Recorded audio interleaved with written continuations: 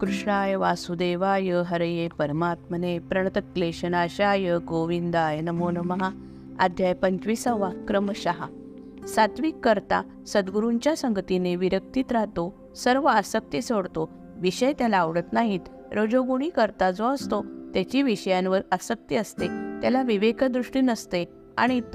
आणि तमोगुणी करता जो असतो त्याला इष्ट गोष्टींची विस्मृती होते, मन कोठेच नीट एकाग्र होत नाही. आणि जो करता मला अनन्य भावाने शरण येतो व मी श्रीहरी सर्व करता आहे असे मानतो, तो निर्गुणी करता समजावा. सात्विक गुणयुक्त श्रद्धा कशी असते, ती मी कोण ते आपल्या आपणच पाहते. देह, इंद्रिये, प्राण, मन, चित्त, बुद्धी, अहम या सर्व गोष्टी म्हणजे मी नसून मी अनादिसिद्ध आत्मतत्व आहे असे ज्या श्रद्धेने मीपणाचे यथार्थ ज्ञान करून घेते ती श्रद्धा सात्विक असते. पण मीच काय तो वर्णाश्रम धर्म पाळणारा, मीच काय तो करता अशी भावना बाळगणारी व कर्मकांडांच्या तपशिलात कटाक्षाने लक्ष घालणारी श्रद्धा ही राजस श्रद्धा होय. तामसी श्रद्धा माणसाला अधर्मच धर्म मानायला लावते, अभक्ष व अपेय पदार्थांचे सेवन, अनुचित स्थळी गमन करायला लावते. तर निर्गुण श्रद्धा माणसाच्या मनात सर्वांभूती परमेश्वर आहे असा विचार निर्माण करते. सर्वांचीच त्या भावनेने सेवा करण्यास माझे प्रेमाने भजन करण्यास प्रवृत्त करते. सात्विक आहार पवित्र, पचनास हलका, सौम्य, हितकर, फारसे कष्ट न पडता मिळणारा असा असतो. पण इंद्रियांना हौस म्हणून फार कष्ट घेऊन तयार केलेला तीव्र रसयुक्त व विकार वाढवणारा आहार रजोगुणी असतो. धुंदी, झिंग, मूर्छा निर्माण करणारा अपवित्र, दुर्गंधीयुक्त असा आहार तामस आहार होय. पण परमेश्वराचे चिंतन व नामस्मरण करीत घेतला जाणारा सत्वगुणी आहार, मी ब्रह्म व अन्नही ब्रह्म आहे असे मानून सेवन केला जाणारा आहार निर्गुणी आहार आहे. आत्मसुखात जी वृत्ती रममाण होते, तिला जे सुख होते ते सात्विक सुख होय. विषयांपासून प्राप्त झालेले सुख रजोगुणी होय व निंद्य, उन्मादक, मोह व दैन्य यापासून उत्पन्न झालेले सुख म्हणजे तामस सुख होय. हृदयात माझी मूर्ती प्रकट झाली म्हणजे प्रपंचाचा विसर पडतो, त्यावेळी जे असीम सुख होते व निर्गुण सुख होय. उद्धवा, सर्व विश्व त्रिगुणात्मक आहे व मीच फक्त निर्गुण आहे. जे आपण ऐकतो, मनाने चिंतन करतो, पाहतो ते सारे 3 गुणांचेच आहे.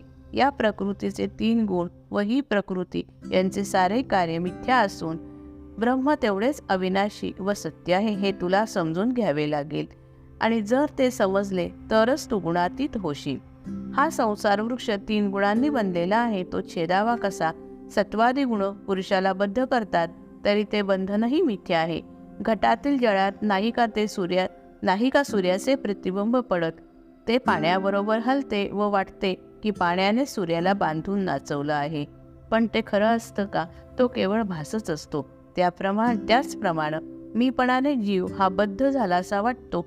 आणि जर आपण या गुणांपलीकडचे आहोत याची पक्की समजूत पटली तर जीव हा ब्रह्मतत्वावर पुनश्च आरूढ होतो. त्यासाठी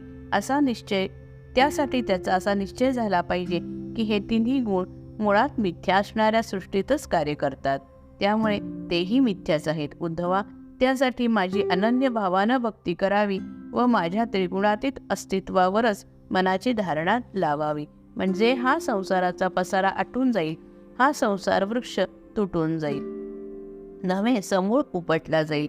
कारण वासना व अहंकार हाच मूळ आहे आणि माझ्या भक्तीने ते मूळच लयास जातं.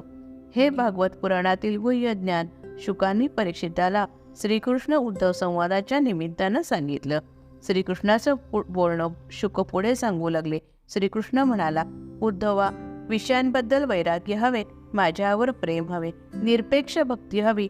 त्याने सत्वशुद्धी, अंतर्बाह्य शुद्धता, मनाची, विचारांची व आचाराची पूर्ण शुद्धता होते.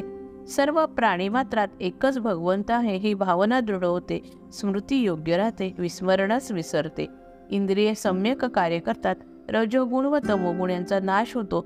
शुद्ध सत्वाची स्फूर्ती येते. आत्मानंद उदयास येतो. सत्वगुणाचा अंश हर्षरूपानं रोमांचित होण्याच्या रूपानं शिल्लक असतो, तोही विराम पावण्यासाठी भक्ताने नेहमी शांतचित्त व समाधानी राहावे.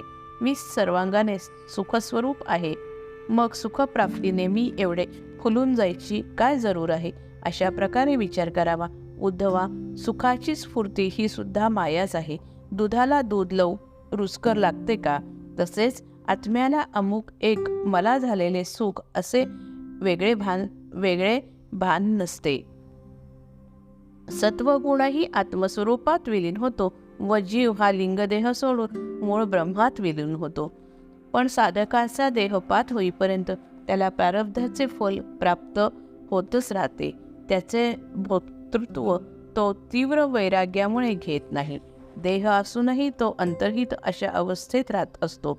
जीवनमुक्त अवस्था म्हणजे हीच होय. बाह्य विषयांची आसक्ती जाऊन नंतर फक्त माझ्यावरील नितांत भक्ती उरते व असा भक्त ब्रह्मस्वरूपच असतो. अध्याय 25 समाप्त. जय जय रघुवीर समर्थ.